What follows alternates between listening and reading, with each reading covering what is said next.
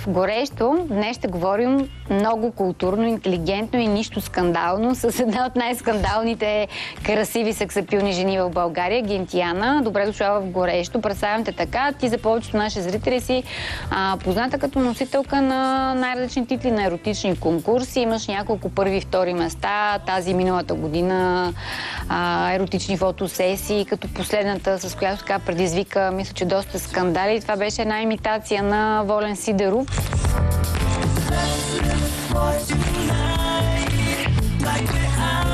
Наложи се да ходя в токсикологията, да ми промиват.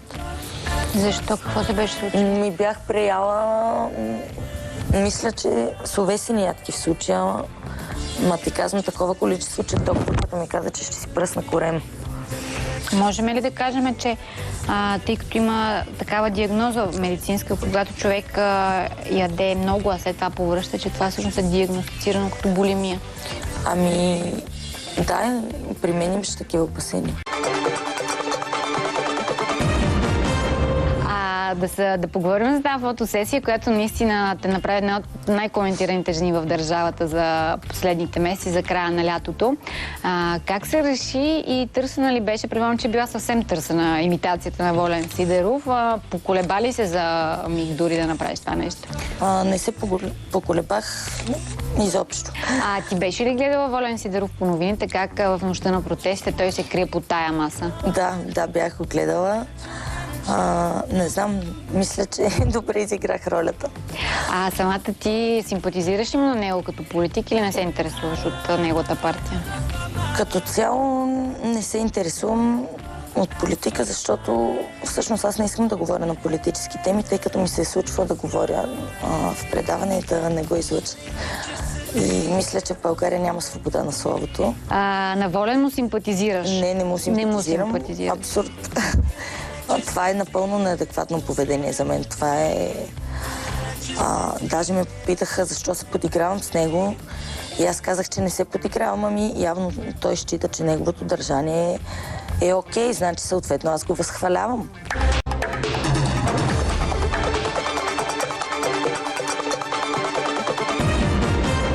Много мъже ли си имала?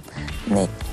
Честно казано, не. Колко сериозни връзки или с колко мъже съм си легнала? С колко си легнала? Не съм много. 20, мога да ги преброя на пръстите на двете си ръце. На двете ти ръце, да. Известна плеймейтка, снимаш се гола, на 22 години си в момента, не така? Да, и 3 даже ще правя. Добре, и си спала с 10 мъже. Да, мога да. Може ми кажеш имената, Не, мога да ги преброя на двете си ръце. Има ли някой от тия 10, който така да е медийна личност известна? Има, но... Футболист. Вие всички спите с футболисти. Защо? Аз спя... Аз по принцип излизам с друг тип мъже. Какви? Съм излизала ми боксьори, ММА-ци, борци.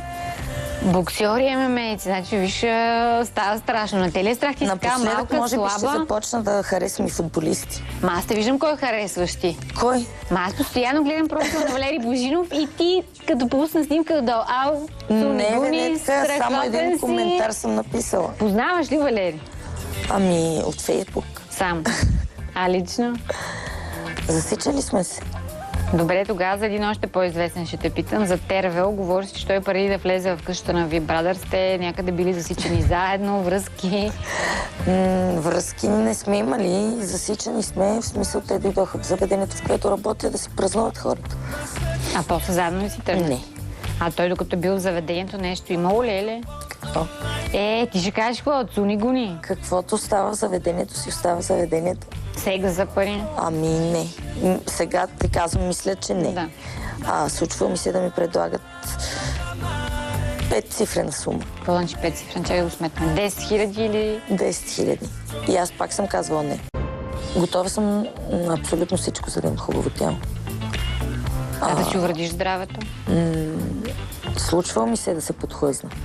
Беше ми писнало да живея под режим.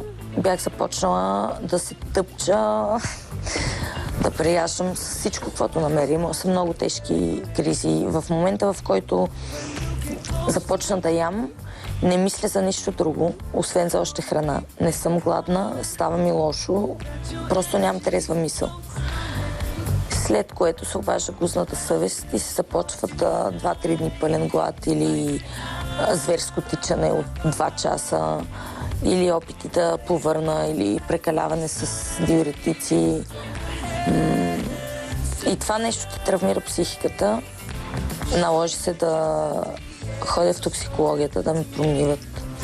Защо? Какво се беше случило? Ми бях преяла, мисля, че словесени ядки в случая, ма ти казвам такова количество, че докторът ми каза, че ще си пръсна корем. Случва ми се да изям 12 шоколада на едно ядене. 12 шоколада. И после какво правиш? После кръвната захар толкова ми се е вдигнала, че ти може да изпаднеш в хипогликемичен шок. Това ти го обясниха лекарите? Да, и спортистите ми го обяснявали. Можем ли да кажем, че тъй като има такава диагноза медицинска, когато човек яде много, а след това повръща, че това всъщност е диагностицирано като булимия? Ами, да, при мен имаше такива опасения. Че се справиш ли? Да, мисля, че вече няма да правя такива глупости. Знам, че звучи много глупаво, но човек, който не е бил в тази ситуация, не може да ме разбере.